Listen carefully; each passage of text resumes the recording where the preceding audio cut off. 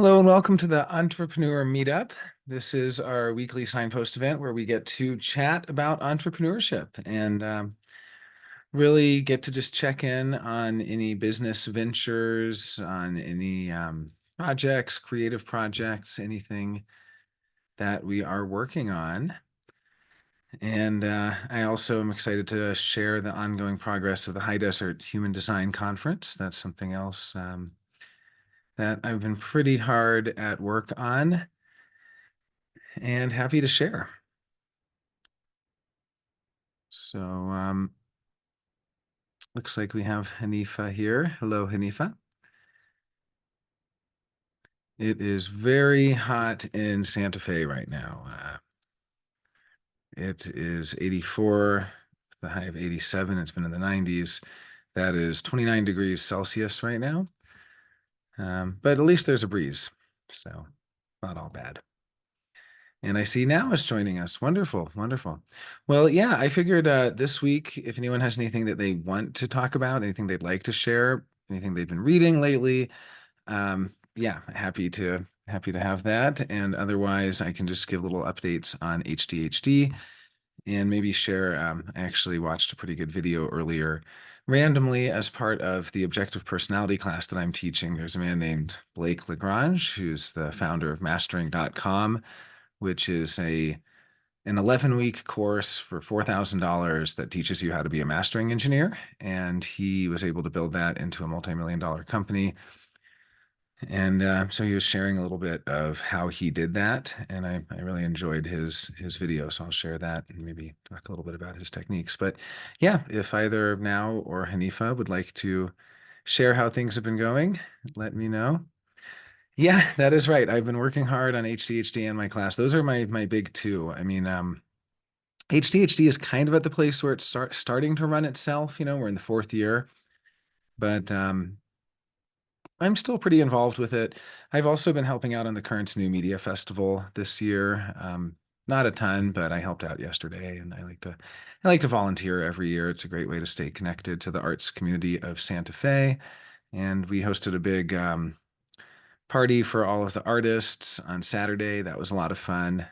I'm going to go ahead and share.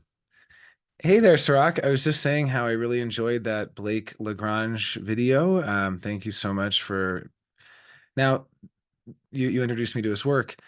Have you taken his classes on mastering.com? Is that something that you did? Or if you don't mind, if you're able to talk, I know that it might be kind of late Oh, so or I can early. talk. I bought his mastering course. That's how I found out about him. And then I've also gone on his group called College on school, and I've done a few of those calls as well. They're really, really cool. Like the way that they're structured and the way that so he was the founder of Mastering the company. He actually ended up selling it as now it's like a whole thing called the reverse engineer. And he has moved on to do a thing, like an entrepreneur, like sort of entrepreneur. I don't even know how to explain it. He sort of like does coaching. There's like a free one that he does every week, and he has like other packages and stuff. Yeah, I've just been really fascinated by just his whole journey.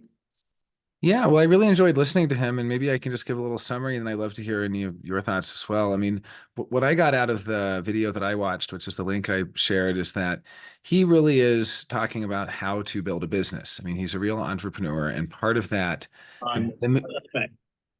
pardon? No, Yeah. So part of what I noticed was as an entrepreneur, I mean, I'm kind of like a hobbyist entrepreneur. I love building businesses, but I also love running businesses. And he was kind of talking about how to build the business, not to run the business, but how to build the business to sell it, how to build it with an exit strategy. And that's something we looked at in Techstars, where they wanted to know your exit strategy. They wanted to know how the business could take on a life of its own and how the founder could step down. They do encourage their founders to stop being the CEO at a certain point, which is something he talked about.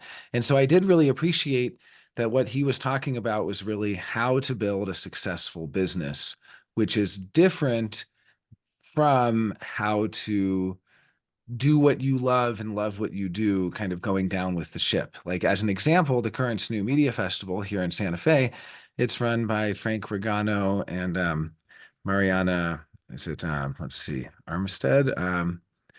Well, the founders, their husband and wife team, Mariana Amster, excuse me, and they're founders, and they are artists themselves. And as part of their passion for the arts, they've put together what is now the world's premier new media festival. I mean, it's world renowned. We have people from all over the world coming in, really incredible.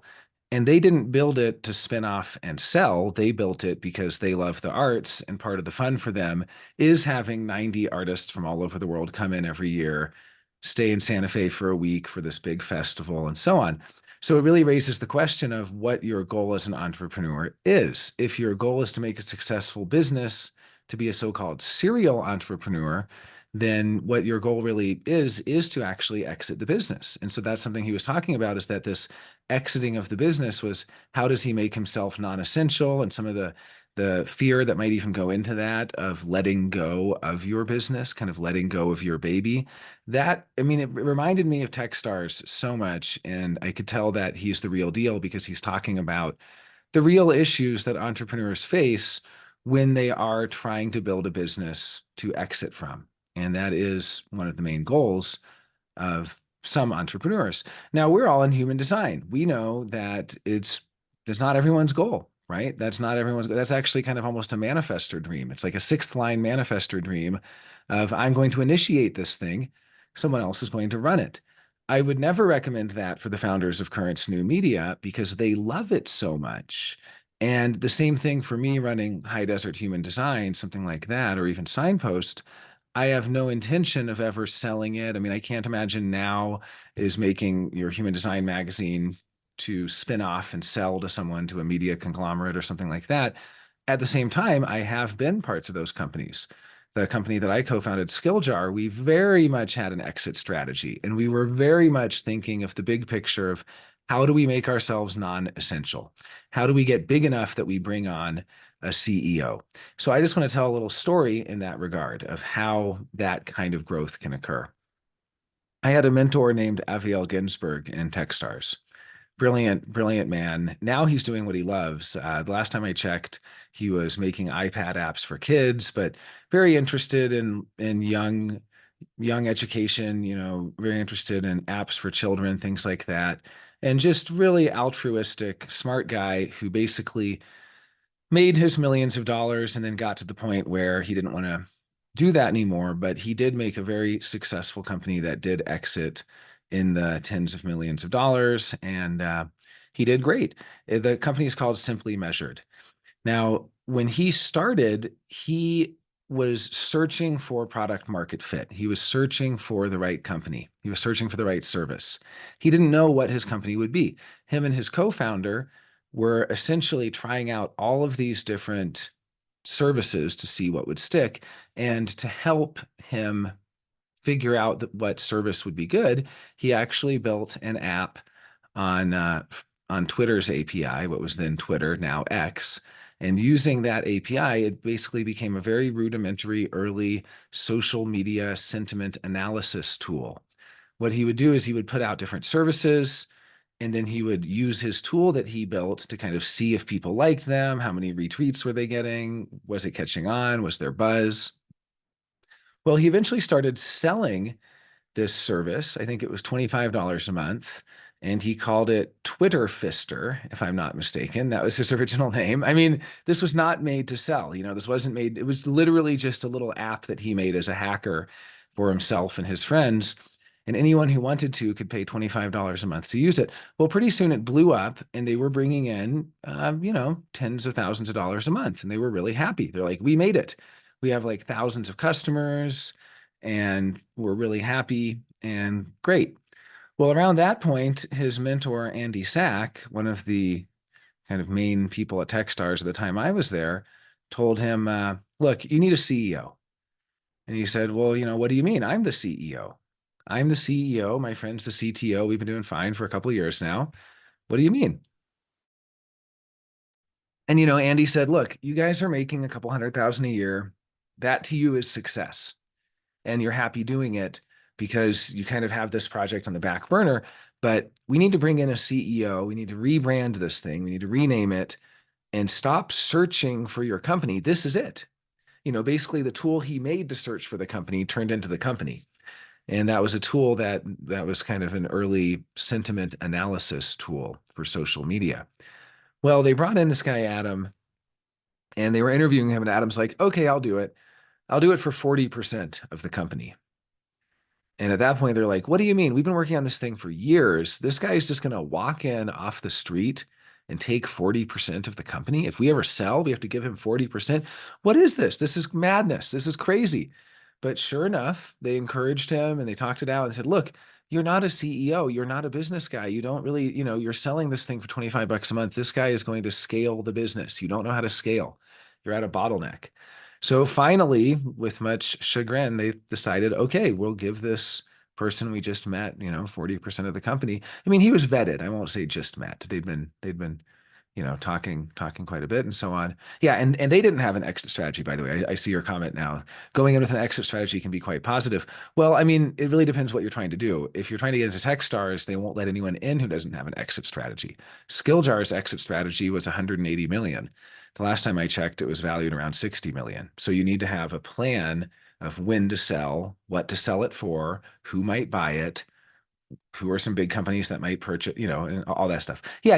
I got that. I had missed that. But just to kind of, address that. Yeah. And they didn't have an exit strategy at all. So they brought in this CEO and they agreed to give him, quite a bit of the company, a majority stake. The CEO usually wants majority, even though it was 40%, because there were three of them, it was majority.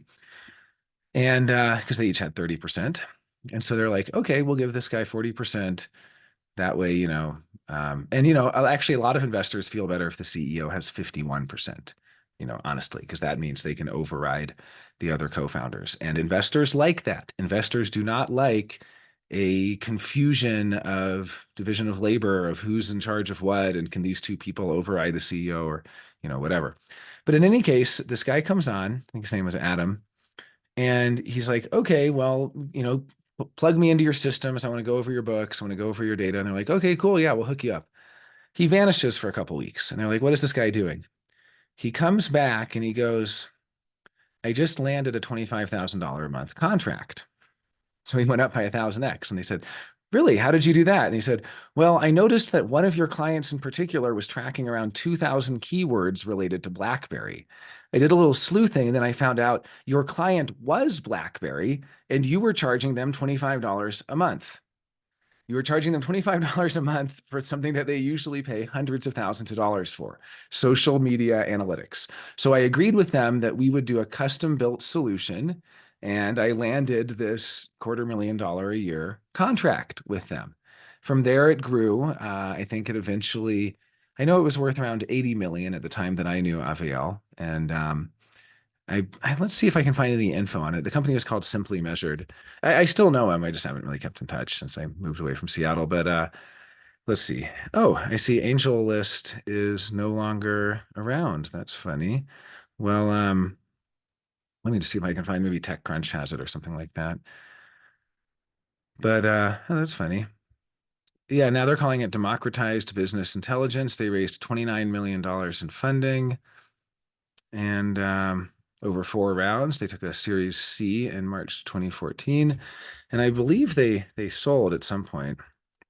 Did they? Oh yeah, they were acquired by Sprout Social in 2017. So yeah, I mean they were very successful in building this company, exiting the company, hitting all their marks, and yeah, it's definitely a big success story.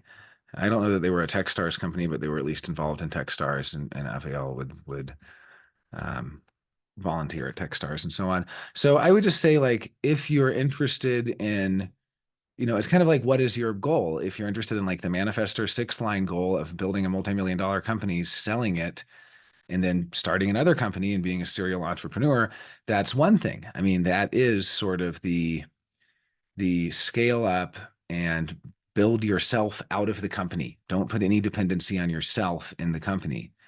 And then you get the most money for it and it scales up the most and so on. And that was kind of Lagrange's point. And so Blake Lagrange, founder of mastering.com, he talked about how He used to be involved in everything. He was in all the marketing materials. It was him. And then he removed himself from everything. He removed himself from the courses. He removed himself from the marketing. He basically made himself totally unnecessary, took out any of the key players of the company because that is what was the bottleneck preventing it from scaling. To actually scale the company, he needed to remove himself. And then he talked about how he basically had four arms of the company, four funnels, which all resulted in sales. One was the marketing, the marketers, they had to close. They had to get conversions from their marketing. Another was direct phone calls. They had to close. The actual sales team had to close. And he had two other sort of ways of marketing and selling. And for each of those, instead of hiring people, he actually hired in-house and took students and former students of his service. And he said it didn't really matter if they lacked the skills. It doesn't matter if they don't know how to do copywriting. It doesn't matter if they don't know how to make social media ads. What matters is that they're passionate about the service.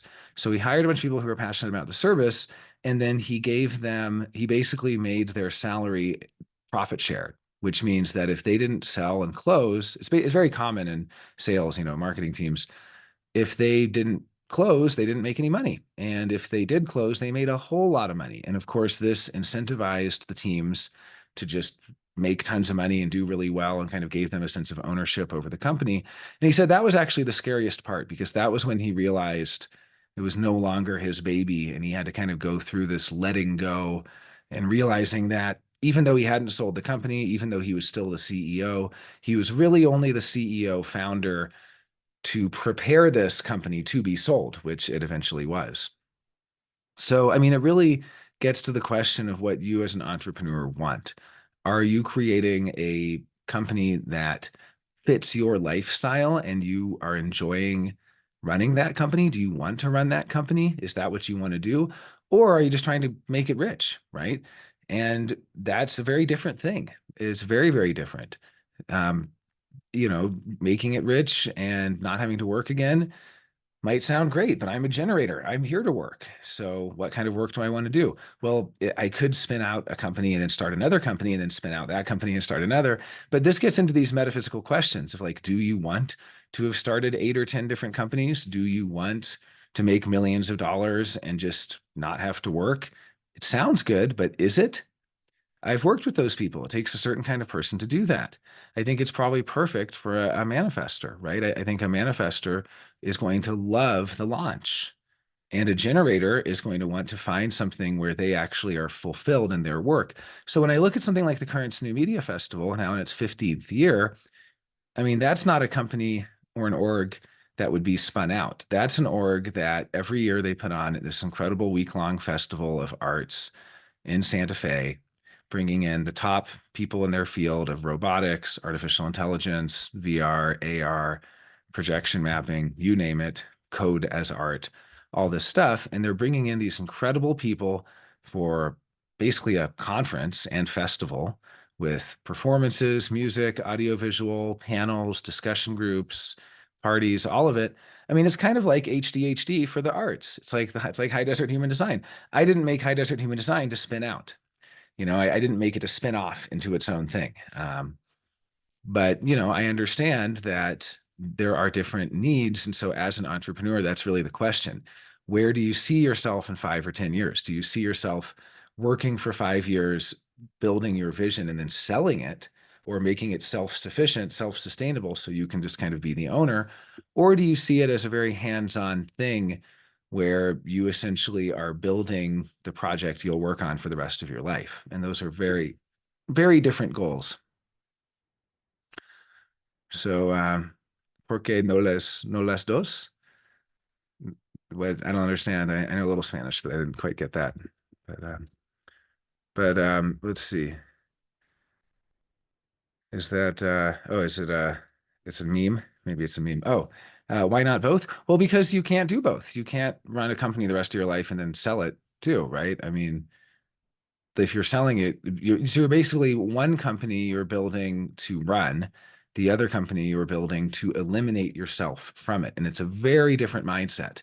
So if you want to eliminate yourself from the company, you're basically designing it so that a CEO can step in, so that you can step out and you're trying to find the right people, which is always the real challenge. I mean, eventually you're going to have that problem anyway, because eventually, if you want the company to outlive you and sort of go on surviving as its own wah, right, then you're going to kind of eventually need to step out one way or another. So, I mean, it is an interesting question because people get old, people retire. Like, it's not realistic to never step away from your company unless the company just ends when you retire. And those kind of things do happen. There was a great festival, I think it went for 12 years in a row in Seattle called the Decibel Festival, one of the top electronic music festivals in the world. The founder retired and the festival stopped. Nobody could pick up the mantle, nobody could do it. There was no exit strategy. There was no selling it to someone else. The event just stopped. Um, but you know, something like Burning Man, I mean, the founder already left this plane, and Burning Man's still going. So, you know, I guess that's the real question: is are you building something bigger than yourself that will take on a life of its own, have its own team that will continue, or are you essentially going to sunset the product when you retire? Or you know, or it's going to change radically because it so depends on you. I know Richard Beaumont founded Kindred Spirit magazine, and I believe he stepped down from that, but the magazine's still going on. So I could be wrong. He may still be involved. Maybe he just stepped down as the editor or something like that. But I mean, that's really the question: is kind of, are you building a company to run, or are you building a company to sell? And they're very different. And so that link that I put above, not the Crunchbase link, but the Blake Lagrange link, that's really a good one. I mean, I recommend watching that. It's cool. Thanks so much for sharing that, Sirach. I know you kind of mentioned him earlier in class, and I mean, it blows my mind that this has 363 views. Like, are people not watching this dude? He seems like he's really on it for but again, he's not. He's just giving. That's his way of giving back. That's the cool thing. I found out in Techstars that most of the entrepreneurs who are actually talking like real entrepreneur problems and real entrepreneur life, it's an incredibly small audience. This guy, Blake Lagrange, is basically talking about what it's like to start these multi-million-dollar businesses. 300 people are watching in a year. You know what I mean?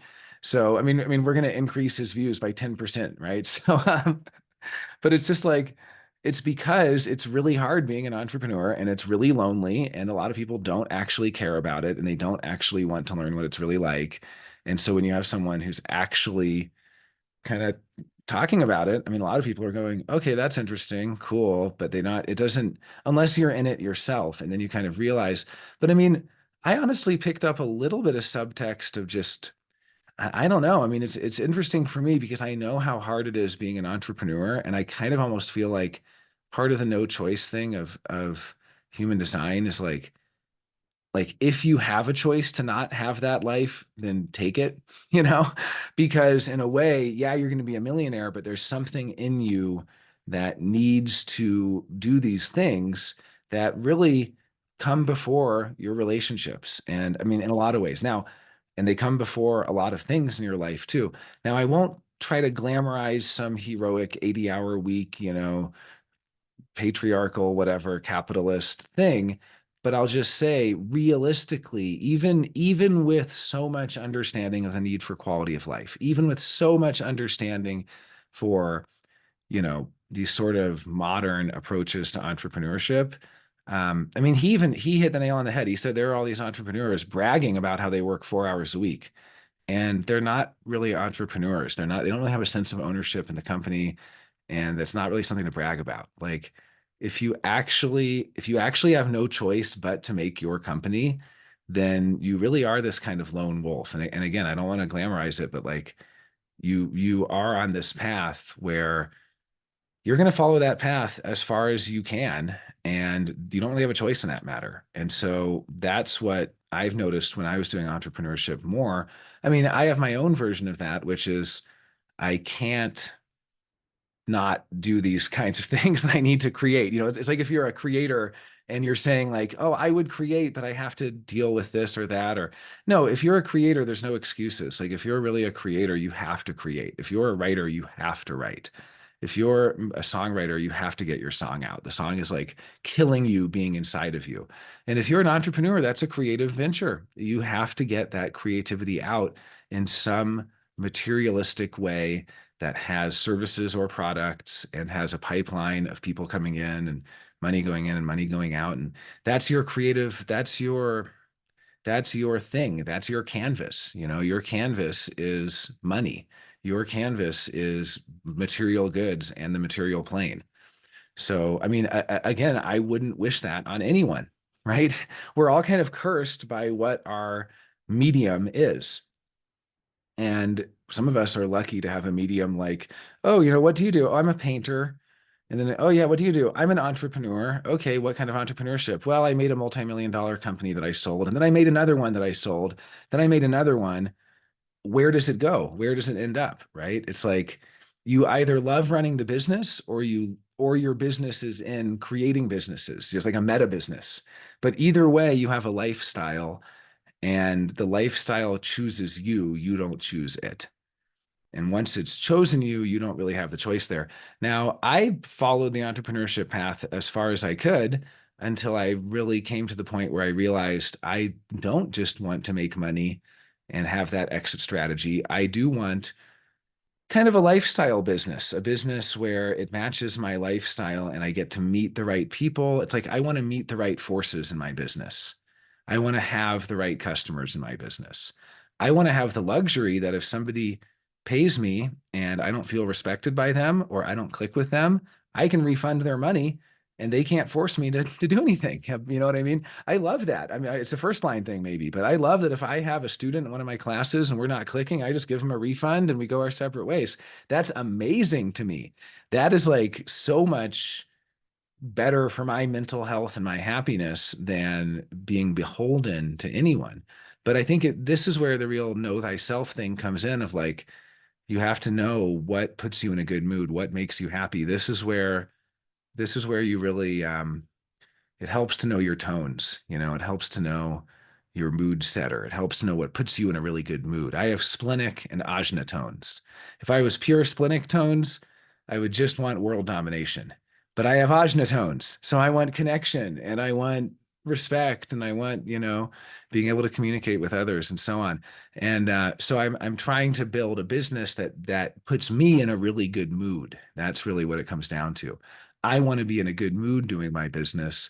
And part of that is I can't just accept money for work. If I had only splenic tones, and if any of you out there have only tones 1 or 2 on your sun earths, you know, then you're here to win. And winning puts you in a good mood. Competing and winning puts you in a good mood. If you have ajna tones like me, that's not enough. Then you're going to want to have a conference and you're going to want to bring in the right people and you're going to want to connect. Yeah. So, you know, Rachel has only ajna tones. So you're a respect person, and it's not enough for you. Like if you just had a website where you sell human design readings and then people buy the readings, some of those people are going to really respect you and admire you. Others are going to treat you like you're in the service industry to them, you know, and that you're basically being bought, and that's not going to feel very good.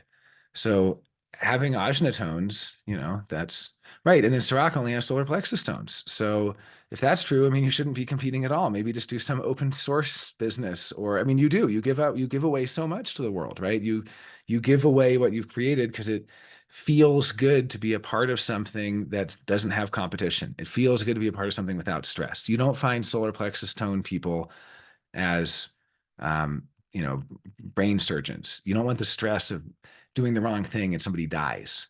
You don't want the stress of being a military captain. You don't want the stress of people's lives depend on you not making a mistake. That's really, really stressful. Solar plexus tones, they don't like that. But again, in your case at least, the tones are questionable because of the birth time and some of the things there. So yeah, now having splenic tones, you know, that the thing that's going to put you in a good mood is going to be winning and succeeding and making money and defeating other people, you know, defeating them for limited resources, competing with them for limited resources, winning, having more than enough. Yeah, all that stuff. I mean, material success, however material success looks like for you. I mean, I think of like Mario Andretti or the F1 racer who had only splenic tones in his sun, earths, and nodes. And I think it was him anyway, or maybe it was the other guy. What were the big F1 racers? It's probably most of them do. Honestly, I can't imagine F1 racers who don't have splenic tones, but maybe they're out there. There's some like solar plexus tone F1 racer. Oh, I was thinking of Schumacher. That's what I was thinking. Michael Schumacher. He's the quad splenic. No, there's some like solar plexus F1 racer, and they're like, we don't allow you to have the cushions and the incense burning, and you're listening to reggae while you're trying to race. Like, it doesn't really work, right? But yeah, yeah, exactly. Yeah, Steve Rhodes. He's wasn't he? What's he's feeling in success. That's what he is. Yeah, feeling and success, dude. So that's kind of like both worlds, except he doesn't care what anyone thinks. That's the funny one. I wish he would come to the HDHD conference. If anyone knows Steve and wants to reach out to him, I think I'm a little bit not on his best list because I was posting comments and yeah, he does. Yeah. No, I was posting some like analyses of Steve Rhodes, and then on YouTube, username other one started to comment, and other one would say, I don't really think Steve meant that. I know Steve, and Steve didn't really mean what you said he means and stuff like that. So I'm like, okay, I think this is Steve under his alt account, and I think I've annoyed him. But I would love for him to come to the conference. So if anyone knows him, maybe I'll ask James Alexander. I know he's connected. But yeah, no, it's interesting. It's like if you have success tones, you're going to be in a really good mood from winning. But you might have a blind spot in caring what other people think of you, and you might also have a blind spot in what feels good. What feels good in life may be undervalued, and that's okay. That's differentiation. We don't all value the same things. It's really just realizing that's the kind of business you're going to want to run. A splenic business is very different from a solar plexus business. And for you, it's not going to necessarily put you in a good mood to have all of the niceties of high quality of life. The nodes are what we're drawn to and the people that we're drawn to. So the nodes are the kind of people we want to work with. So splenic people that have splenic nodes, they want to be around other type A hyper competitive people like themselves. Splenic people with solar plexus nodes, they don't like other people like themselves. They don't want to go get a drink with some other killer instinct person like them. They want to go get a drink with a chiller, not the chiller, not a killer. So yeah, I mean but knowing what kind of business, and I guess also the nodes may also have something to say about your ideal customer, because if you have solar plexus nodes, you're not going to really like super success driven, splenic, competitive people. You're going to like really relaxed, laid back, easygoing people who understand a high quality of life. And so, don't you want to make services for them? Don't you want to serve them? So I do think you could kind of break it down that the sun earth is kind of what you have to do for yourself to be in a good mood. The nodes are the people that you want to surround yourself with that aren't going to make you pull your hair out and scream because you can't stand to be around them. So that's kind of how I look at it. I have success respect tones. I also have success in my nodes and feeling in my nodes. So I like even though I have respect, eventually if, Rachel and I hang out, I'll start to say things I have no way to stop of like, why do you care so much? What do people think of you? And then she'd be like, but Jonah, you care what people think. And I'm like, I know, but I still think people shouldn't care so much or something, right? There's just a built-in sort of resistance to the nodes that we don't have. Yeah, and so now is somebody who's really that's a great example of like you're a very competitive, very splenic, farthest left variable person, and then you have a farthest right variable environment that's correct for you. So you like to be around people who are right variable and relaxed and mellow and quality of life people and things like that. So wait, so Rachel is quad respect. Okay, well, that's an interesting one. Yeah. Yeah, so now is missing the respect tones. Exactly. Yeah, and you might not get along with them, but also the other side of that is that you might not be aware of how important it is to actually, like it's kind of almost a blind spot. It's like Like Steve Rhodes doesn't really care what anyone thinks, and he doesn't really like people who care what people think. And yet that might actually be a hindrance for him. So even though you might not want to spend a lot of time with those people, if you're starting a business and you have a business partner who has respect tones, that might actually really help because then you're kind of filling out. It's a division of labor. Everything is about division of labor, and the business really is bigger than any one person. You kind of want to make sure you have all the bases covered. So, but again, you probably aren't going to spend a ton of time with that person. And the way I really look at it is it's just how much time you can spend with someone until you start to kind of criticize them. And we all get critical of each other eventually. But, you know, if the more different you are from somebody, it's kind of weird. It's funny how, like, it's very ironic how, like, sameness allows for differentiation. When you're with someone who's really similar to you, you can each differentiate more than if you're with somebody who's really different from you, because then you homogenize and condition each other and kind of meet in the middle, and neither of you get to differentiate much. So, and then Hanifa has no splenic tones, all solar plexus except the design nodes, which are ajna tones. So, yeah, being quad right. And yeah, all quad rights have no splenic tones. I mean, that's something that all quad rights share. And then Rachel says, it's odd. She doesn't feel like she cares what everyone thinks. She feels like she cares only about what a few people she cares about thinks. Well, yeah. And it's also more about what's going to put you in a good mood, being understood, being, um, like for a business. So a business for Rachel, the best business would be a business that you get to choose your clients, and there's a selection process where they apply to be your clients, and you're not forced to be their clients. It's like that, great quote from Lacan where he said, he doesn't serve the rich because they only know how to buy, they don't know how to pay. And he wants to serve people who can really pay. They really know how to pay. They don't just buy their way in. I mean, I've had that problem too, having respect tones. I've had a lot of, I don't allow people to do this anymore. I mean, I've had a lot of readings purchased, and I don't like that. I don't like, I mean, purchasing like a reading for someone. I had one person buy 4 readings for people, didn't like that at all. It's like, I mean, I even kind of resisted. I said, well, actually, I'd rather if they talk to me and then we see if it's a good fit. She's like, no, no, no. I insist. I'm buying them readings. And I'm like, this is a rich person who's trying to buy something from me that I don't have to give, because what I have to give is connection with somebody where we really get each other. And that is what I actually have to give. I don't have a service that's one size fits all, that's just for anyone or everyone. So, I mean, that's kind of, I mean, the respect tones, I don't think Steve Rhodes understands them so well. I mean, he's in a unique position because he has none, that he is like able to understand them from a unique vantage point, because it's something he doesn't have. So he can like see it clearly in one way, but also because he doesn't have it, he doesn't really get the value of it. So even calling it respect, I mean, we know that one of the main keynotes of the ajna is understanding. He could have called them understanding tones. That respect people actually are understanding people who really seek understanding, and they're put in a good mood when they have understanding with others. And yeah, there's like-mindedness. I mean, it's really communication. You could call it communication tones too, because the spleen is physical, doesn't really need to communicate, just needs to win.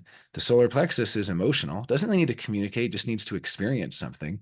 The ajna, what is it for if not outer authority? What is it for? And you could say it's similar ajna, maybe, but I think it's more just, I mean, I guess you could say similar, but it's also appreciating each other's differences, appreciating what each other has. So I would just say, from a business perspective, asking yourself, like, am I just trying to exit this business? In that case, I'm building the business for success. Is that going to put me in a good mood? Well, yeah, with splenic tones, I think so. If you like exit the business and you make a bunch of money on it and the business is a success, great. Sometimes, I mean, even success tone people, success might not look like selling the business. For me, it would be a failure if I gave or sold the High Desert Human Design Conference to someone else and then they lowered the quality of it. That would be a failure, right?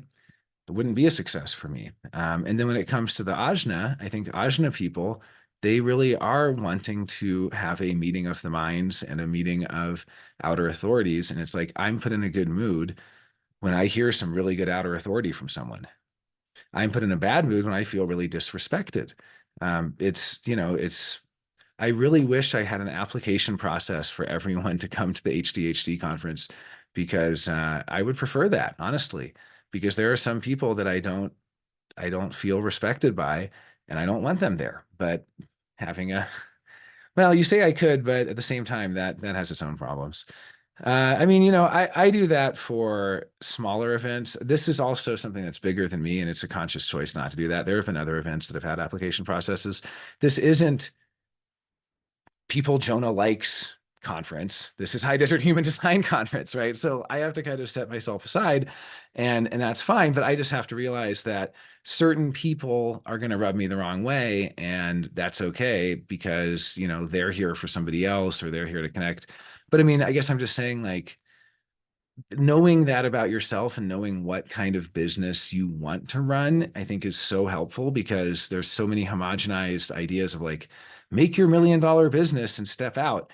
Well, yeah, maybe, but I founded a business that's now valued in the tens of millions. That didn't put me in a good mood.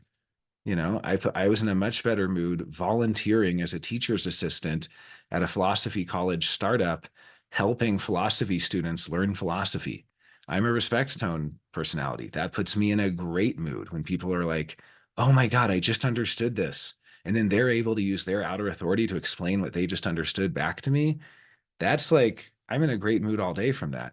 So, I mean, really knowing yourself and knowing what makes you happy and knowing what you like, it's big because not every business is the same and we're not all trying to spin out. I mean, it's kind of like this guy, Lagrange, his business was running mastering.com, but now his business is starting businesses. You know what I mean? Like, if that's what he's going to do, he might be running something else too. But I wouldn't like I guess he's running this like reverse engineer thing now. You mentioned Sirac, but see, I wouldn't even say that's his business.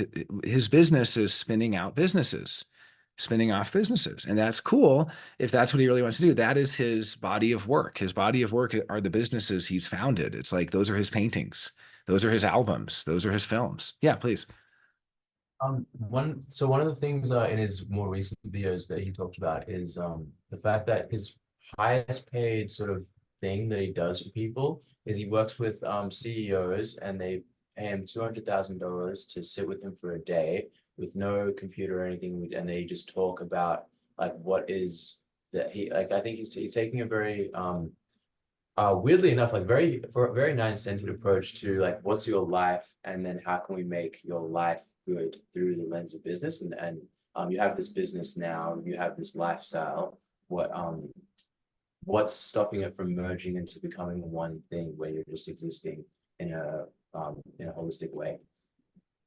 And Yeah, that's and sort of so what he does on. that is the question. And I think that's the thing that he's going to have to ask himself is what does he really want to do with his life? Because now he's made the money.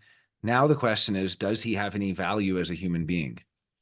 And helping other CEOs might be his biggest value, or he might do something to really change the world in an important way.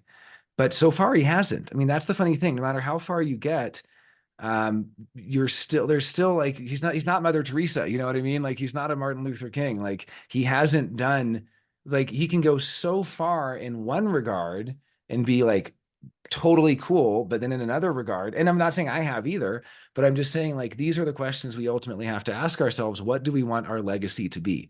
Do we want our Wikipedia to be page to be like this guy was so good at making money? Or do we want our Wikipedia page to be like, this guy changed tens of thousands of people's lives?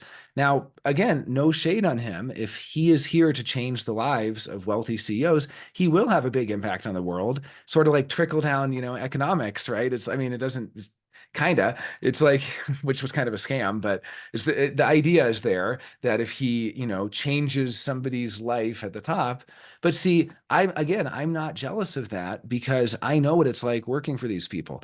I know I did a human design reading, and I refuse to take money for it. I like on principle refuse to take money for it.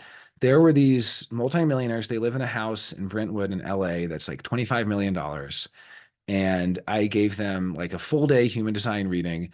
Other people would have charged in the tens of thousands of dollars for that. I mean, they had people that they were already charging ridiculous amounts of money. These are like top LA celebrity people. And I will tell you, it was one of the hardest things to get through to them. And I would not be jealous of anyone who serves these people. If it's your lot in life to serve ultra wealthy people, then you're basically, if you're stuck doing that, I'm not envious of that role because they're not the easiest people to connect with, nor are they enlightened or have any special access to anything. I mean, it's basically like, I guess what I'm trying to say is if your job is getting paid hundreds of thousands of dollars working for the ultra wealthy, then I hope it's worth it because that's not where the creative mutation is. That's an outer ring. If you look at actually the people that have made history, it's never been the ultra wealthy. It's always been the people that sometimes knew them, sometimes were financed by them, or you know what I mean. But it's never them. I mean, Carl Jung wouldn't have had anything if he didn't marry an ultra wealthy woman. He married the second richest woman in Switzerland. That's how he was able to finance his project. But he came from farmers, you know. So I guess I'm just saying that depending on who your customer is, it's not going to make you a good person. No amount of money makes you a good person. In fact, usually it's the opposite. And if you actually look at um, the decisions that you make in terms of prioritizing money or prioritizing something else, I really do see the decision-making process as very exclusive. And I could spend time doing the things that I love, or I could spend time making a lot of money. And sometimes the two coincide, sometimes they don't. But when I see the Eden Carpenters of the world, she's the one who made the millions of dollars, or Phoebe Kuhn off Human Design, they haven't really brought human design to people. They brought multi-level marketing to human design. It's very different. You know what I mean?